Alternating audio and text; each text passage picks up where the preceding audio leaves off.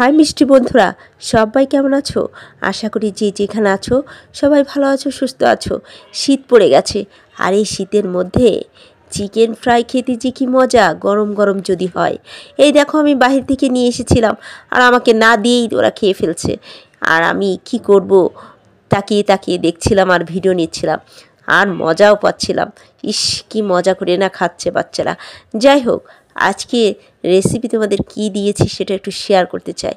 কিন্তু একটা কথা, এই রেসিপিগুলো আমি গতকালের রেসিপি আজকে শেয়ার করি, যেহেতু ভিডিওটা করে রাখতে হয় তাই সুবিধার জন্য।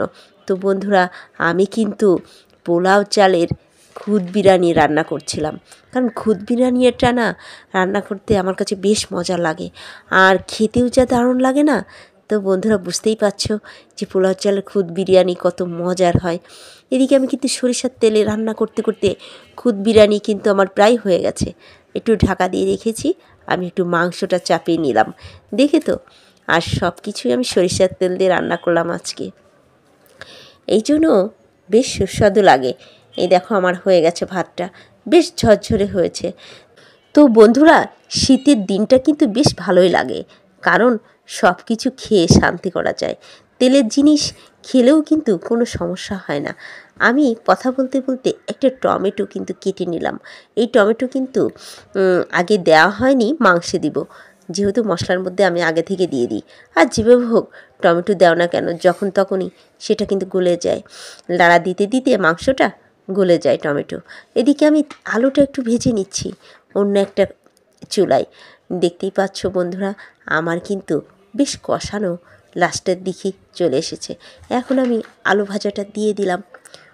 আর বিশেষ করে খুদ বিরিয়ানির সাথে এরকম কষা মাংস খেতে আসলে অনেক ভালো লাগে। তো বন্ধুরা, এটা কিন্তু কষা ভুনা করব না, একটু ঝোল দিব, কারণ পোলাও ভাতের সাথে একটু ঝোল ঝোল না হলে না বেশ জমে ওঠে না। তো আমি কিন্তু দেখেছো, আর এটা কিন্তু একটু দেশি মুরগি, সেই জন্য ঝোল খেতে বেশ ভালো লাগে। তো আমার কিন্তু প্রায় হয়ে গেছে, দেখতে পাচ্ছ। লাস্টে একটু মশলা দিয়ে দিলাম, যাতে ঝোলটা আর একটু ঘন হয় ও টেস্টি হয়। এরপরে আমি নামিয়ে ফেলবো বন্ধুরা। বেশ খানিকক্ষণ আর জাল করব, যখন একটু ঘন হয়ে আসবে তখনই আমি নামিয়ে ফেলবো। তো বন্ধুরা, এই শীতের দিনে বেশি বেশি মাংস খেলে কিন্তু কোনো সমস্যা নেই, তাই না? কারণ শীতের দিনে যা খাবে তাই ভালো লাগে, আর সবজি তো আরও বেশি ভালো লাগে। তো দেখো, আমি নামিয়ে ফেলেছি একটু ভাত, যেহেতু আমার ছেলেকে আমি দিচ্ছি ফার্স্টে। ও তো আর জিভে জল এসে গেছে, লোভ সামলাতে পারছে না, তাই ওকেই আমি ফার্স্টে দিই।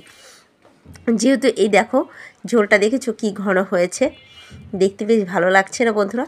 কালারটা কিন্তু অরিজিনাল কালার, আর দেখতে খুবই খেতেও খুব সুস্বাদু হয়েছিল। তো সবাই ভালো থেকো।